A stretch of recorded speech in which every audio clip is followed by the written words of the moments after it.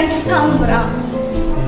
Uca dağın ucasısan, zirvələrin zirvəsisən. Sənin kimi tarixlərdə yaşayacaq yer əvəzi, göy əvəzi tanımıram. Mənim uca tariximdə zirvələrin əvəzisən. Tarix boyu ön cəbhədə sən gəldəsən. Hər il, hər ay, hər gün, hər dəm tarix boyu meydandasan. Millətimin ürəyində nəsil-nəsil göyən iç məhəbbətsən. Sən nağıla, əfsanəyə çevrilmiş bir həqiqətsən.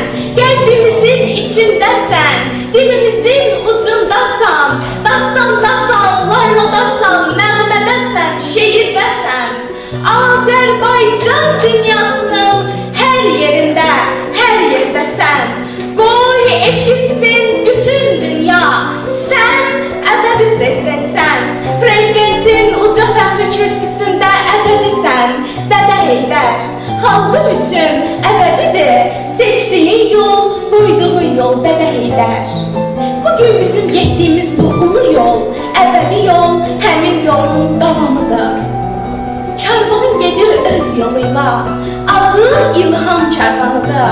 Karvan gedir öz yoluyla, karvanbaşı gel sinəli, uca boylu, dağ cüssəli, uca adlı, uca soylu.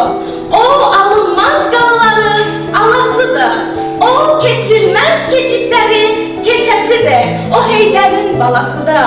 Atasının yolu üstə düşüb qalmış qara qəmbər daşlarını atasıdır.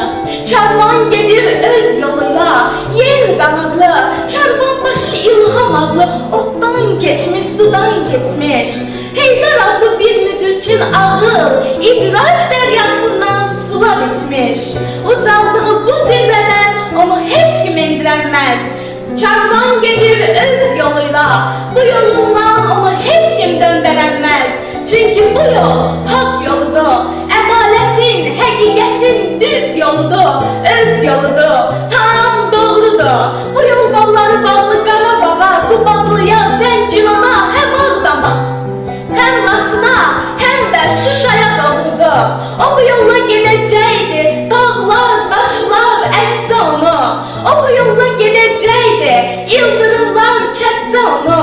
O bu yolla gedəcəkdi, öz xalqına başdan başa inandı o. O bu yolla gedəcəkdi, üzü dönməz, qılınc üzlü İlhamdı o. O bu yoldan dönməz qəti, gözlərində məslər dolu, amal dolu şimşək çaxır. O bu yoldan dönməz qəti, onun hər bir damarında atasının qanağı, Heydər, Heydər qanağı.